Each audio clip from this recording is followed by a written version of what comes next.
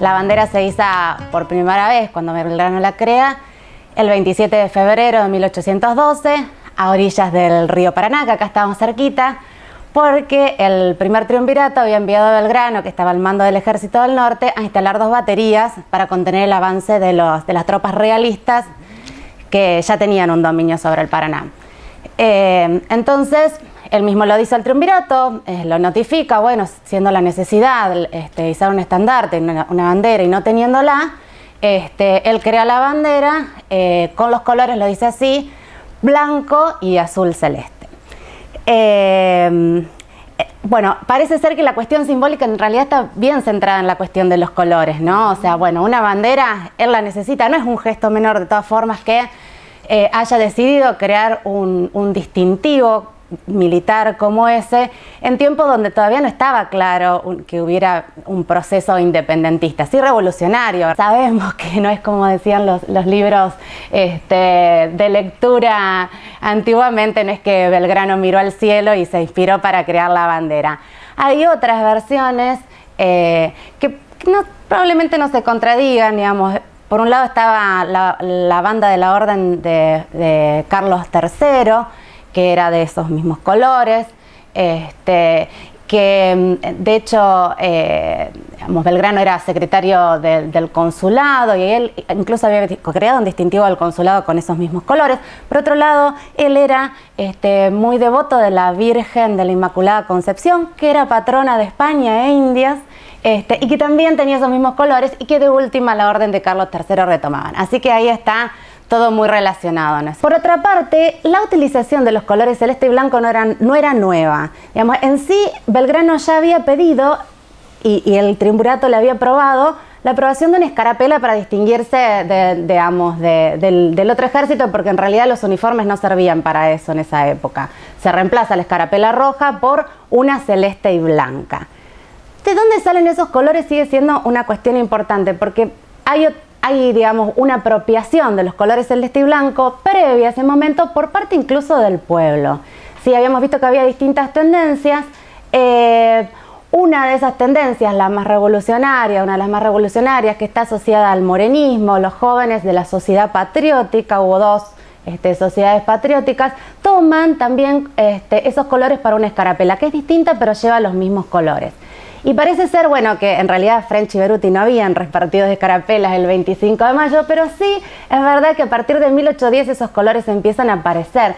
Y parece ser que también es verdad que en el primer aniversario de la Revolución de Mayo, Buenos Aires aparece decorada con esos colores. O sea, ya había una apropiación de los colores celeste y blancos como representando ese proceso revolucionario, esa libertad en proceso de adquisición. Así que es bastante compleja esa instancia. Por eso, a lo mejor pensarlo, ahora que nosotros nos vamos a referir al aspecto simbólico, desde teorías, por ejemplo, como el estructuralismo, es un poco difícil, porque uno tiene que distinguir, bueno, un significado concreto, digamos, a qué, digamos, una referencia a lo mejor concreta, y en realidad la primera que se nos puede parecer, bueno, sí, es lo militar, digamos, es un distintivo militar, no está representando un Estado-nación todavía, porque para eso faltan muchos años, ¿sí? Sí, tal vez cierta identidad territorial, pero ahí tendremos que preguntarnos, bueno, dice eso sí, los símbolos son signos que, digamos, cuya relación entre el significado y el significante, que en este caso sería, digamos, la cuestión visual, está motivado.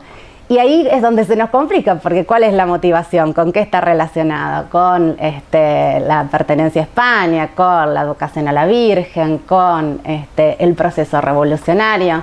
A lo mejor un poquito más digamos, dentro de la misma tendencia, pero más adelante, dentro de la misma corriente, pero más adelante, podemos pensar en Barthes con el concepto de connotación.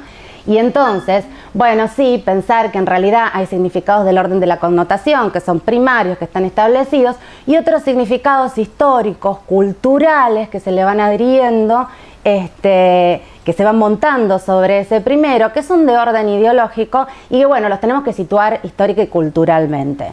Entonces ahí sí podríamos pensar que además de la cuestión del distintivo militar, hay otros valores que se adhieren como el de la libertad, la revolución, lo religioso, incluso la necesidad de una identidad popular, y que además pueden, digamos, seguir desarrollándose a lo largo de la historia. Habría que pensar, digamos, qué valores pusieron en juego cuando la bandera se iza en Malvinas, por ejemplo, cuando un hincha se la pone en los hombros en medio de un torneo internacional, cuando un nene o de nivel inicial, cuando recién se incorpora al sistema de educación formal, ahí se dice mi banderita, digamos, a diferencia de cómo se trataba la bandera antes. Yo supongo que hay muchas connotaciones ahí que están en juego.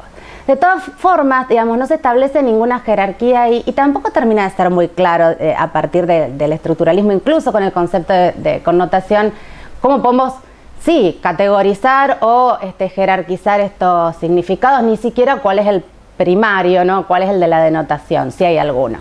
Por eso es interesante la perspectiva bakhtiniana, porque Bakhtin plantea un signo que es ideológico, que no nace puro y prístino y después se le van adhiriendo ropajes, como rescata Durkharov, sino que en realidad es un signo que ya nace valorado, ¿sí? Y no solo nace valorado, y ahí está también la perspectiva marxista, sino que además nace con sus contradicciones, digamos. Y es mucho más interesante esta teoría para poder pensar el surgimiento de la bandera, ¿no? Porque en realidad la sociedad patriótica y el Belgrano crean un símbolo que tiene los colores a la vez de la revolución y de la orden de Fernando III. Digamos, porque, bueno, Quartarolo, un historiador, dice, en realidad combinaban los valores de la tradición y de la revolución. Por más contradictorio que a nosotros nos parezca de nuestra perspectiva, estaban desde el principio los dos en ese signo, que nace valorado y que sí, digamos, los distintos grupos después se van peleando o van combatiendo por imponer un significado a través de la historia, ¿no es cierto?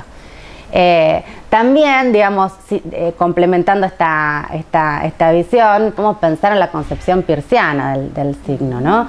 Y entonces, bueno, brevemente, porque es muy complejo, pero para Peirce un signo es en realidad un proceso y tiene que ver con un representamen o signo propiamente dicho que representa un objeto en virtud de un punto de vista para un interpretante, y de esa forma se crea un signo más desarrollado. El tema es que, bueno, el interpretante, sabemos, es un signo más desarrollado.